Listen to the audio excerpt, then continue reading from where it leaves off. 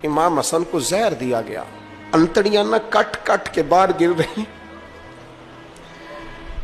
उस शहजादे की जिसने हुजूर की गोद में उम्र गुजारी, महबूब के कंधों पर रहने वाले हसन इब्ने अली जनाब इमाम हुसैन हाजिर बारगाह हुए तो हाथ पकड़ के भाई का चूम के रो पड़े। भाई प्यारे भी तो बड़े होते हैं ना, बड़े प्यारे होते हैं। और इन लोगों का मनसब बड़ा अनोखा है, शदीद तकलीफ है। तो इमाम हुसैन कहते हैं, मेरे भाई हसन बताइए आपको जहर किसने दिया? रो के पूछते हैं। भाई का माथा चूम के इमाम हसन रो पड़े, कहने लगे हुसैन मेरी मजबूरी है, मैं तुम्हें नहीं बताऊंगा।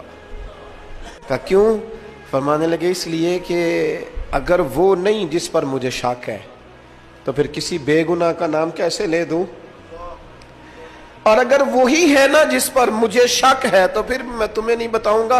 मेरा रब बड़ा बेहतर इंतकाम लेने वाला है, फिर भी नहीं बताऊंगा। क्या करूं, कैसे बता दूं? मुस्तफा का नवासा हूं मैं, पढ़ते डालने वाली माँ का बेटा, मैं शेर से ज्यादा जिगर रखने वाले अली का पुत्र, मैं कैसे बात कर दूं? बस जख्म पे जख्म खा के जी, खूने जिगर के घूंट पी, और सजना आह न कर।